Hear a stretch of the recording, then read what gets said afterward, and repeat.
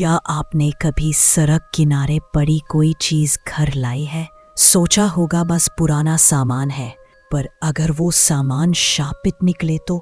आज की कहानी एक माँ और बेटी की है, जिन्होंने सड़क से एक गुड़िया उठाई और फिर उनके घर में जो हुआ उसने उनकी जिंदगी हमेशा के लिए बदल दी। नमस्ते दोस्तों, आज मैं आपको जो कहानी सुनाने जा रही हूँ वो नेहा और उसकी 7 साल की बेबी अनाया की है। और यकीन मानिए, इसे सुनकर शायद आप भी कभी सड़क किनारे बड़ी चीजें अपने घर लाने से पहले 100 बार सोचेंगे। तो हुआ ये, एक दिन नेहा और अनाया बाजार से लौट रहे थे।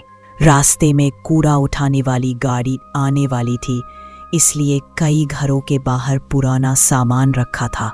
कहीं टूटी कुर्सी, कहीं गद्दा, और एक घर के सामने बच्चों का सामान, एक छोटी धकेलने वाली गाड़ी और एक बड़ी गुड़िया। अब उस गुड़िया का हाल सुनिए।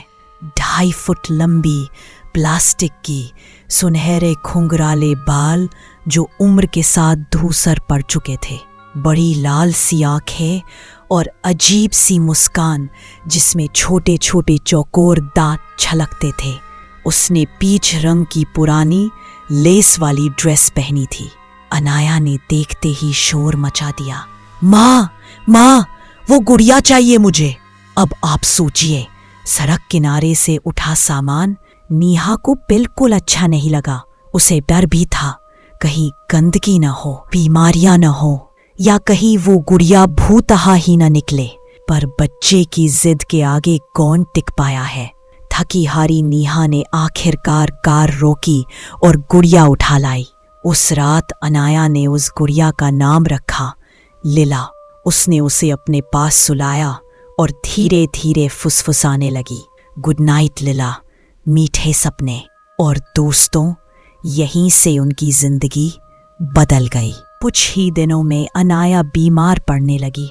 पहले हल्का बुखार, फिर उल्टियाँ, फिर बदन दर्द। डॉक्टरों से जितनी जांच करवाई गई सब कुछ सामान्य आया, पर हालत बिगड़ती चली गई। नेहा को अब एक बात साफ समझ आ रही थी, ये सब तब से शुरू हुआ है जब से लीला उनके घर आई है।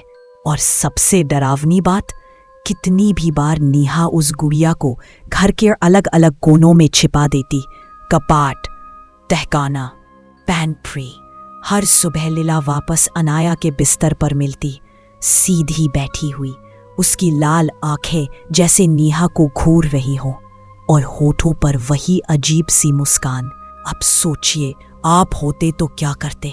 नेहा ने आखिरकार हिम्मत करके लीला को काले बैग में डाला, डबल पैक किया और आधी रात को कूड़े में फेंक आई।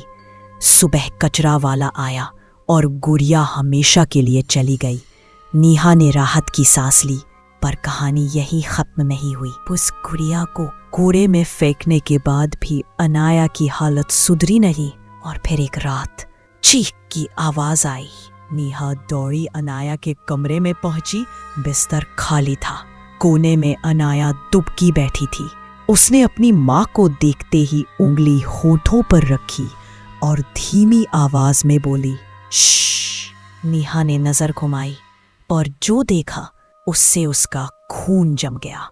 वह लीला नहीं थी, बल्कि लिली थी, वो दूसरी पुरानी गुड़िया जो अनाया की सबसे प्यारी थी। पर इस बार उसका चेहरा बदल चुका था। मुस्कान उल्टी हो गई थी, भौहें सिकुड़ चुकी थी, और उसके छोटे छोटे हाथ हवा में फैले थे, जैसे अनाया को पकड़ने की कोशिश कर रहे हो।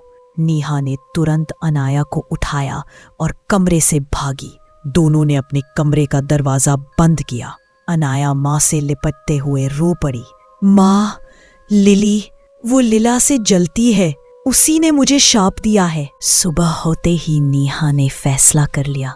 उसने लिली को उठाया और रसोई से बड़ा चाकू ले आई, फिर टुकड़े टुकड़े कर दिए। हर हिस्से को अलग अलग थैलों में भरा और अलग अलग जगह फेंक आई, जैसे किसी खतरनाक सबूत को मिटा रही हो। लोग शायद कहेंगे नेहा पागल हो गई थी, लेकिन दोस्तों, सच्चाई ये थी, उसके बाद अनाया बिल्कुल ठीक हो गई। तो अब आप बताइए, क्या ये सब संयोग था या सच में वो गुड़िया जलन और शाप की वजह से एक मासूम बच्ची की जान लेने पर उतारू थी?